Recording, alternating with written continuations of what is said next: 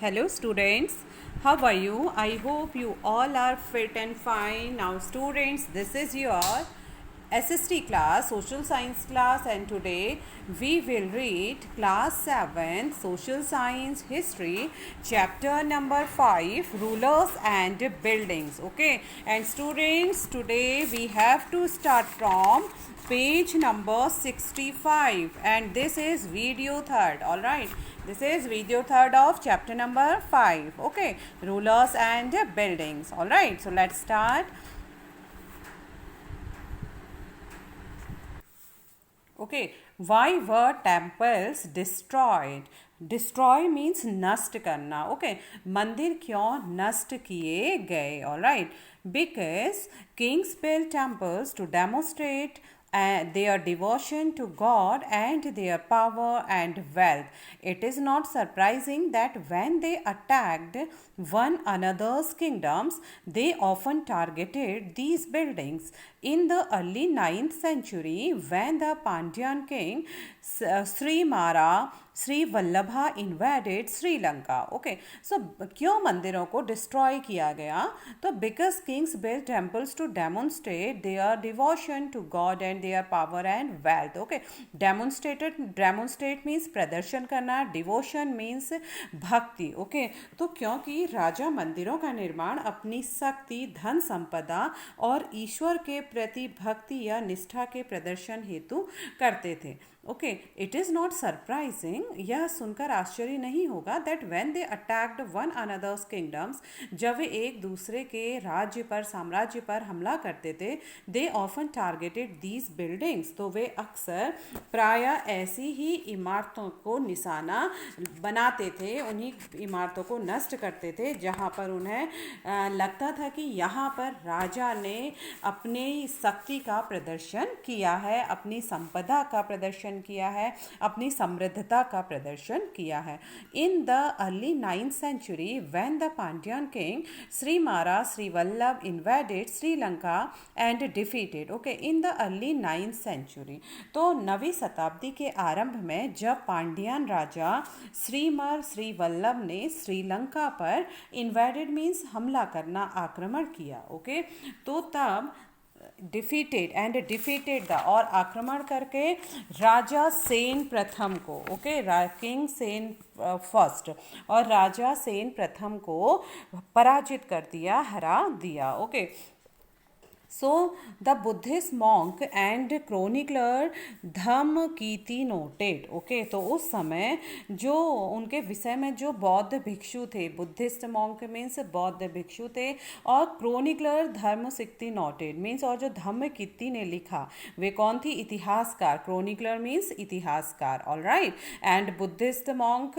बौद्ध भिक्षु जो थे, और जो इतिहासकार धम्मकीर्ति थी जो, ठीक है, धम्मकीर्ति थे, उन्होंने लिखा है ही रिमूव्ड ऑल द वैल्यूएबल्स. उन्होंने लिखा कि सारी बहुमूल्य चीज़ें वह ले गया. ओके, सारी बहुमूल्य चीज़ों को, कीमती चीज़ों को वह ले गया. The statue of the Buddha made entirely of gold in the jewel palace and the golden images in the various monasteries. All these he seized. The blow to the pride of the Sinhalese ruler had to be avenged, and the next Sinhalese ruler Sena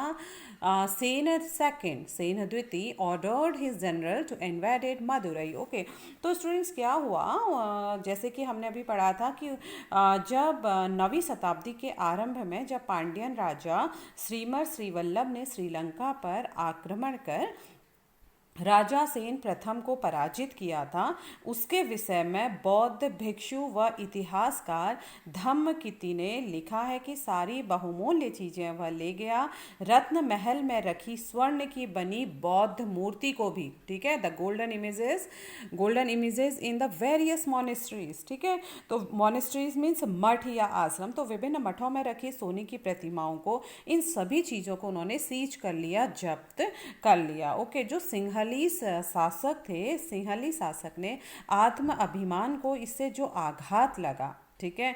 तो उनको जो बात चुभी, जो बात बुरा लगा, उसका बदला लिया जाना स्वाभाविक था। तो अगले सिंहली शासक जो थे, जिनका नाम सेन सेकंड था, सेन द्वितीय था, उन्होंने अपने सेनापति को पांड्यों की राजधानी मदुरई पर आक्रमण करने का, इन्वेड मदुरई आक्रमण करने का आदेश दे दिया। The capital of the Pandya, जो पांड्यास की क्या थी, राजधानी थी। Okay.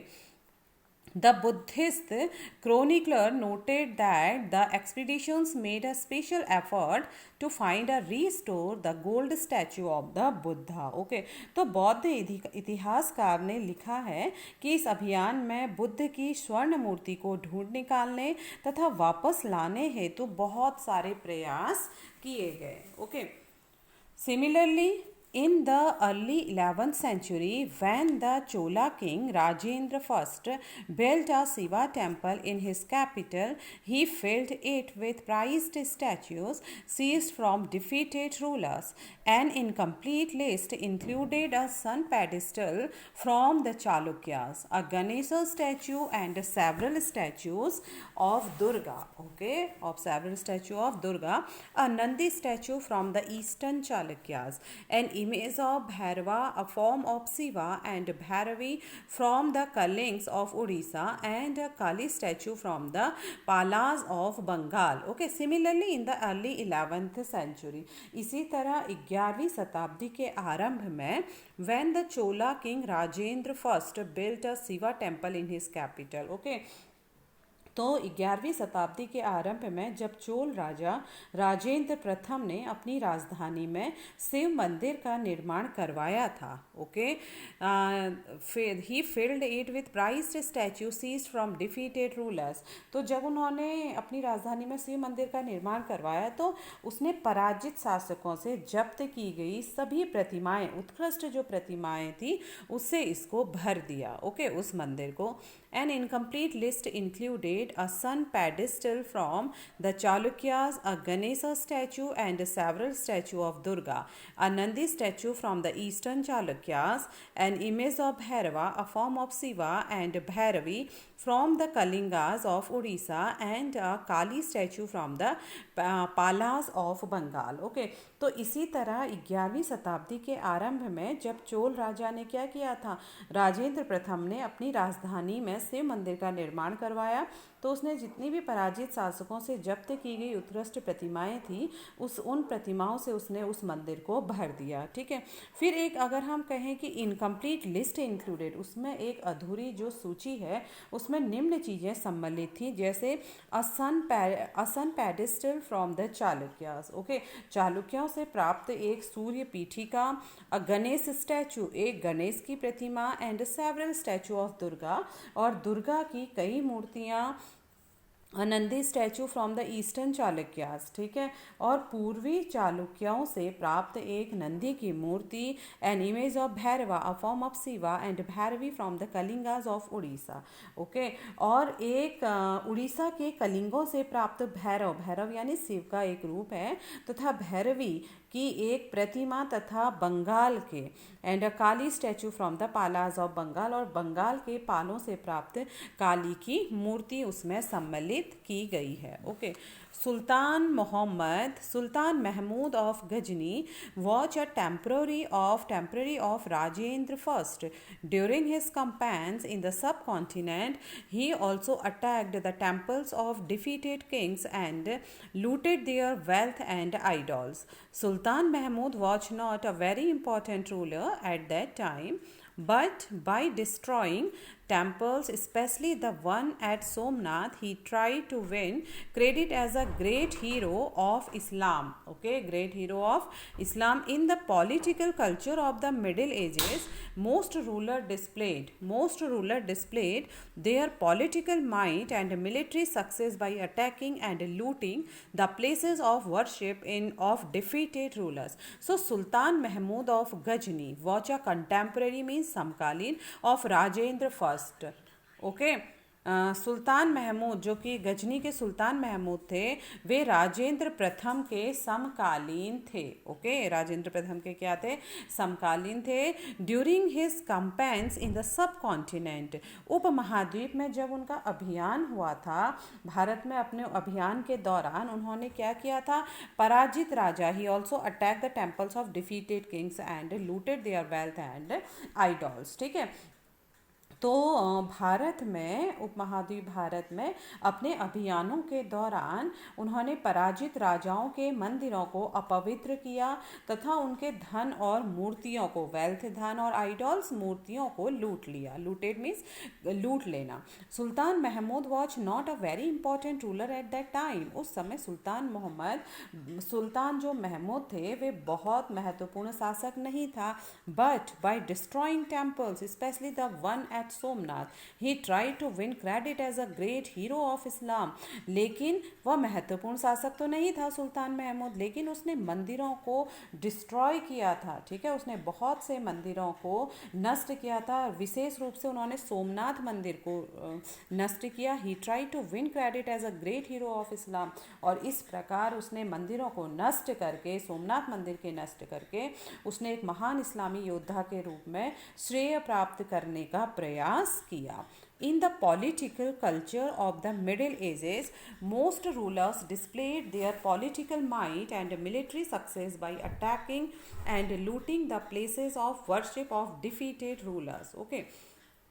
In the political culture of middle ages, alright, मध्य युग में राजनीतिक संस्कृति में ज़्यादातर शासक अपने राजनैतिक बल, political might and military success, अपने राजनैतिक बल और सैनिक सफलता का प्रदर्शन पराजित शासकों के उपासना स्थलों पर या पूजा स्थलों पर आक्रमण करके और उन्हें डिफीट करके, उनको लूट कर, उन्हें हरा कर करते थे। ओके, तो मध्य युग में क्या था स्टूडेंट्स? जो राजनीतिक संस्कृति में जितने भी शासक थे वे अपना जो पॉलिटिकल पावर था और जो मिलिट्री सक्सेस थे उसका प्रदर्शन भी क्या करते थे?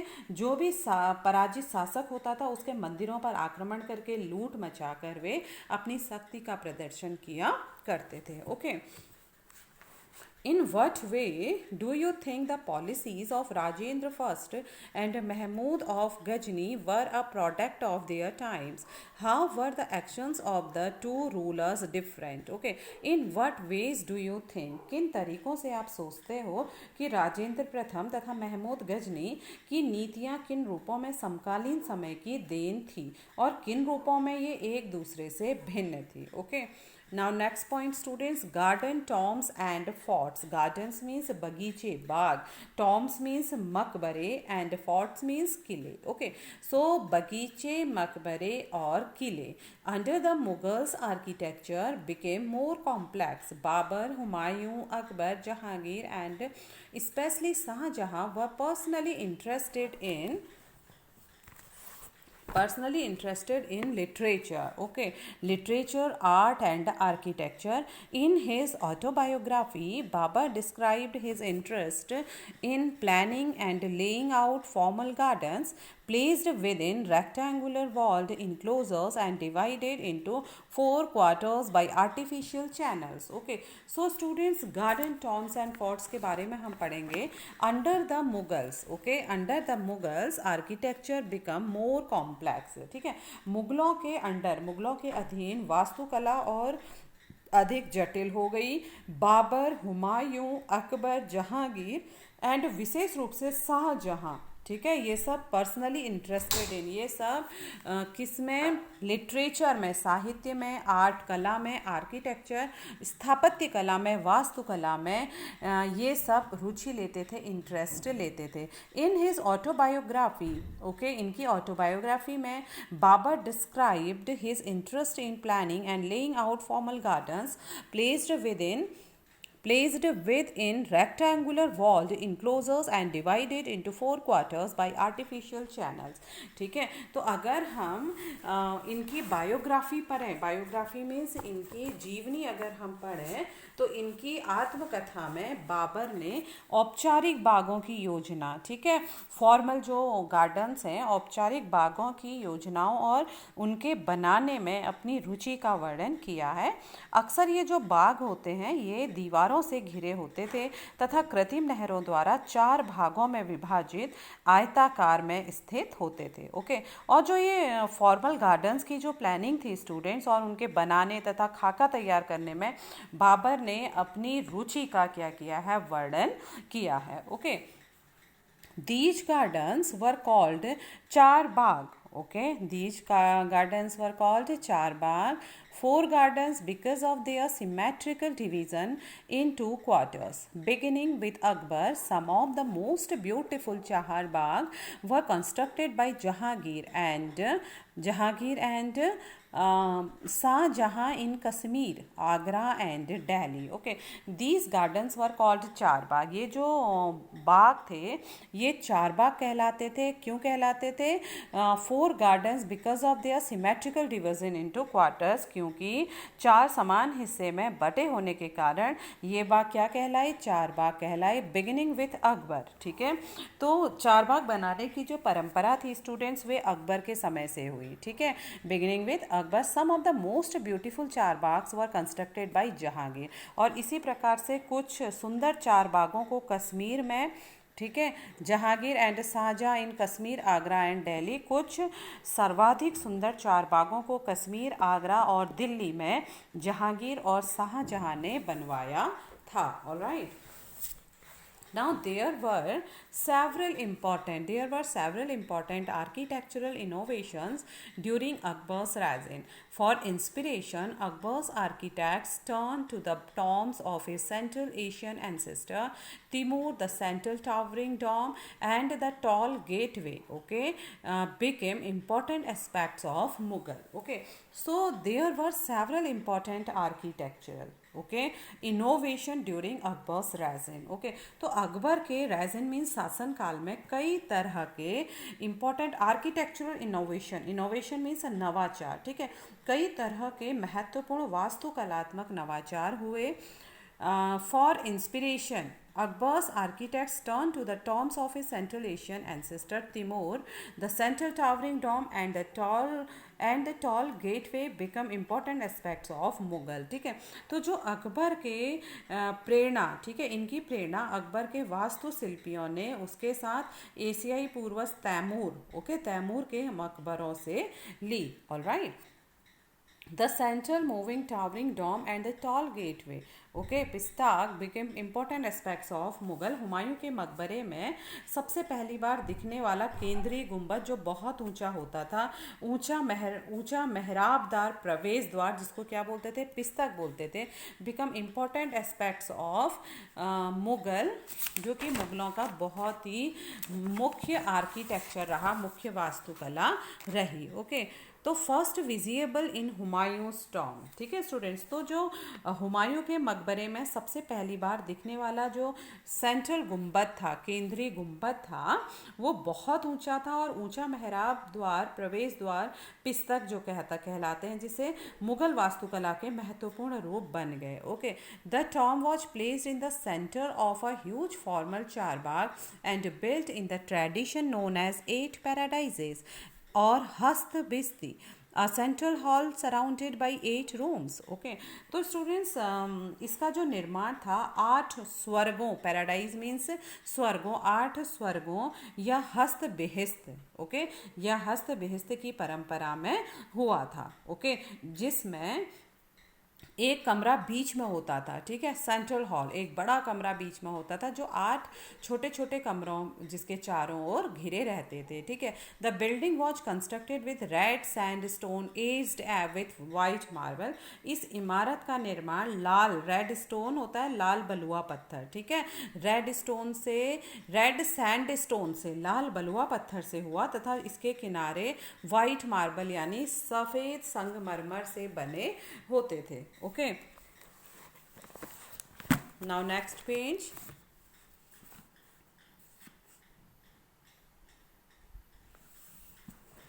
It was during, same page students. It was during Shah Jahan's reign that the different, okay, it was during Shah Jahan's reign that the different elements of Mughal architecture were fused together, a grand harmonious synthesis. His reign witnessed a huge amount of construction activity, especially in Agra and Delhi. The ceremonial halls of public and private audience, Diwan-e-Khas, Om, were carefully planned, placed with a large courtyard. These courts were also described as चेहल सोतोन और 40 pillared halls. Okay, तो students इसमें क्या था कि जो it was during Shah Jahan reigns, ये कब हुआ था स्टूडेंट्स? ये हुआ था शाहजहां के शासनकाल के दौरान. ठीक है, it was during Shah Jahan reigns या शाहजहां के शासनकाल के दौरान मुगल वास्तुकला, that the different elements of Mughal architecture were first fused together in a grand harmonious synthesis. Okay, Shah Jahan के शासनकाल के दौरान मुगल वास्तुकला, मुगल आर्किटेक्चर, मुगल वास्तुकला के विभिन्न एलिमेंट्स, विभिन्न तत्व एक विशाल हार्मोनियस मीन्स सद्भावपूर्ण, ओके, सद्भावपूर्ण सिंथेसिस मीन्स संश्लेषण में मिला दिए गए. तो शाहजहां के शासनकाल के दौरान मुगल वास्तुकला के विभिन्न तत्व एक विशाल सद्भावपूर्ण संश्लेषण में मिला दिए गए. Okay, His reign witnessed a huge amount of construction activity, especially in Agra and Delhi. तो his reign witnessed, उनका जो शासनकाल है, ठीक है, उनका शासनकाल witnessed है, प्रूफ है, प्रमाण है. ठीक है, उनका शासनकाल क्या है? प्रमाण है कि वहाँ पर a huge amount of construction activity specially in Agra and Delhi. ठीक है, तो शाहजहां के शासन में हुए निर्माण कार्य चलते रहे, विशेष रूप से आगरा और दिल्ली में. ठीक है, the ceremonial halls of public and private audience, दीवान खास ओएम वर केयरफुली प्लान्ड. ओके, और जितने भी सेरेमोनियल होते थे, विशेष जो समारोह जो भी होते थे, किसके? पब्लिक के और प्राइवेट के.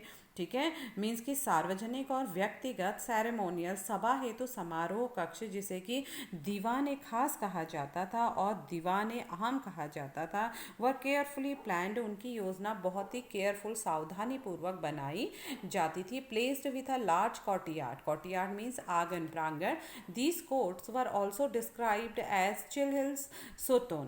ठीक है, और that चेहल सुतून और 40 पिलर्ड हॉल्स. ओके, तो placed with a large courtyard. Okay, एक विशाल आंगन में स्थित ये दरबार, चेहल कोर्ट मीन्स दरबार, ये दरबार चेहल सुतून या 40 खंभों का, 40 पिलर्स और या 40 खंभों के सभा भवन भी कहलाते थे. ठीक है, तो एक विशाल आंगन में स्थित ये दरबार चेहल सुतून अथवा 40 खंभों के सभा भवन भी कहलाते थे. Shahjahan audience halls were specially constructed, okay, specially constructed to resemble a mosque. The pedestal on which his throne was placed was frequently described as the Qibla, the direction faced by Muslims at prayer, since everybody faced that direction when court was in session. The idea of the king as a representative of God on earth was suggested by these architectural features. Okay, so Shah Jahan audience, जो शाहजहां की जो audience थी, जो दर्शक थे, ठीक है, जितने भी दर्शक थे शाहजहां के, तो उन्होंने इस विशेष भवन पर, ठीक है, इस शाहजहां के सभा भवन विशेष रूप से मस्जिद से मिलते जुलते बनाए गए थे. ओके, जो जितने भी शाहजहां के दर्शकों के लिए जो हॉल बनाए जाते थे, तो शाहजहां के सभा भवन विशेष रूप से constructed to resemble a mosque, विशेष रूप से मस्जिद से रिजेंबल करते हुए बनाए जाते थे. The pedestal on which his throne was placed was frequently described as the qibla. Okay, उनका जो सिंहासन था जिस मंच पर रखा था उसे प्रायः किबला, किबला किसे कहते हैं, नमाज के दौरान मुसलमानों के सामने की दिशा को किबला कहा जाता है, ठीक है। तो उसका सिंहासन जिस मंच पर रखा था उसे प्रायः किबला कहा जाता था, okay. The direction faced by Muslims at prayer, all right, क्योंकि जिस समय दरबार चलता था उस समय प्रत्येक व्यक्ति उस ओर मुंह करके बैठता था, since everybody face the direction when court watch in session.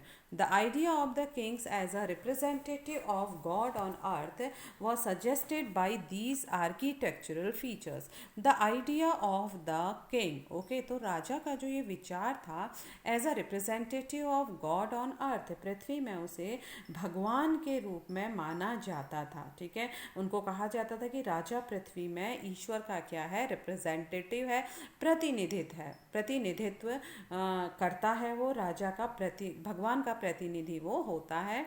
वो suggested by these architectural features, ठीक है। तो इन वास्तुकलात्मक अभिलक्षणों का इस ओर इशारा था कि राजा पृथ्वी पर ईश्वर का प्रतिनिधि था, okay. The connection between royal justice and the imperial court was emphasized by Shahjahan in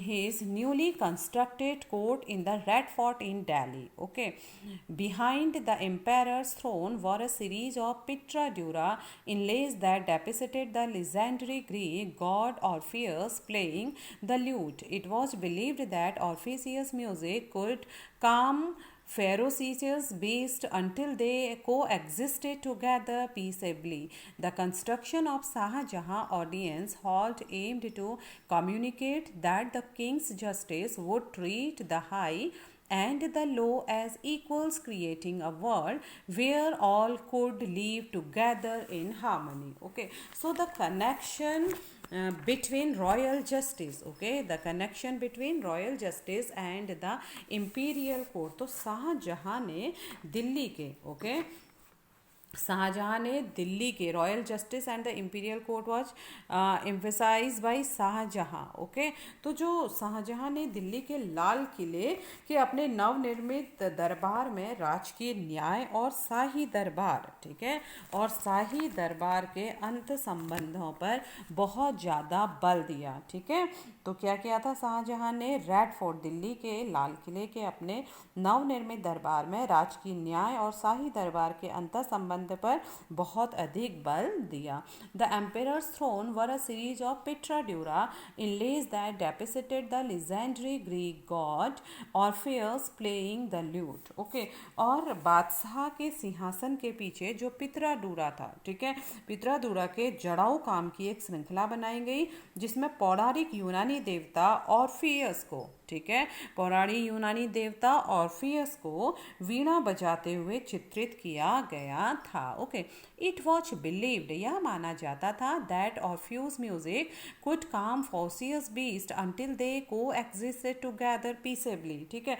ये माना जाता था कि जो ऑर्फिसियस का संगीत है, ठीक है, वह आक्रामक जानवरों को भी शांत कर सकता है और वे शांतिपूर्वक एक दूसरे के साथ रहने लगते हैं, okay. The construction of Shahjahan's audience hall aimed to communicate that the king's justice would treat the high and the low as equals, creating a world where all could live together in harmony. The construction of शाहजहां's audience, ठीक है।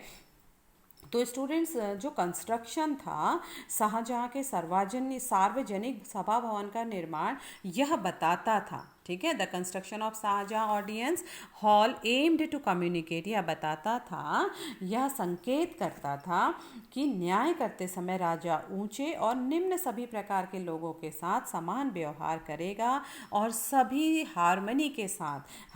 सभी सद्भाव के साथ रह सकेंगे, okay. In the early years of his reign, Shahjahan's capital was at Agra, a city where the nobility had constructed their homes on the banks of the river Yamuna. These were set in the midst of formal gardens constructed in the Charbagh format. The Charbagh garden also had a variation that historians describe as the riverfront garden. In this, the dwelling was not located in the middle of the Charbagh, but at its edge, close to the bank of the river. Okay, so in the early years of his reign, okay, तो शाहजहां ने अपने शासन काल में, ठीक है, अपने शासन काल के पूर्व समय में, ठीक है, प्रारंभिक समय में, आरंभिक वर्षों में शाहजहां ने शासन के, ठीक है, in the early years of his reign Shah Jahan capital was at Agra. तो शासन के आरंभिक वर्षों में शाहजहां की राजधानी कहाँ थी? आगरा थी। Okay, a city where the nobility had constructed their homes on the banks of the river Yamuna. इस शहर में जो विशेष लोग रहते थे, विशिष्ट वर्गों ने अपने घरों का निर्माण यमुना नदी के तटों पर करवाया था। Okay, these were set in the midst of formal gardens constructed in the Charbagh format. Okay, these were set in the midst of formal gardens. तो इनका निर्माण चारबाग की रचना के ही समान औपचारिक बागों के बीच में हुआ था. The Charbagh garden also had a variation that historians describe as the river front garden. Okay, और जो चारबाग थे, चारबाग की योजना के अंतर्गत ही अन्य तरह के बाग भी थे जिन्हें इतिहासकार क्या कहते हैं? रिवर फ्रंट गार्डन कहते हैं. रिवर फ्रंट गार्डन मीन्स नदी तट बाग कहा जाता है. In this, the dwelling was not located in the middle of the Charbagh but at its edge. Okay, in this, the dwelling was not located. इस तरह के बाग में निवास स्थान, dwelling means निवास स्थान, चार बाग के बीच में स्थित ना होकर नदी तटों के पास बाग के बिल्कुल साइड पर, बाग के बिल्कुल किनारे पर होता था. ओके स्टूडेंट्स, तो क्या था?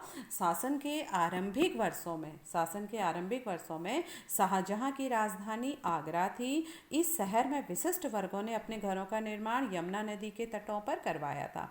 इनका निर्माण चार बाग की रचना के ही समान औपचारिक बागों के बीच में हुआ था और चार बाग की योजना के अंतर्गत ही अन्य तरह के बाग भी थे जिन्हें इतिहासकार नदी तट बाग, okay, means river front garden के नाम से जानते थे. ठीक है, तो इस तरह के बाग में क्या था स्टूडेंट्स? इस तरह के बाग में निवास स्थान चार बाग के बीच में स्थित ना होकर नदी तटों के पास बाग के बिल्कुल किनारे पर होता था. Okay, now students, today class is over. Okay, tomorrow I will be back with another topic. All right students, so till then students, take care, bye bye, have a nice day.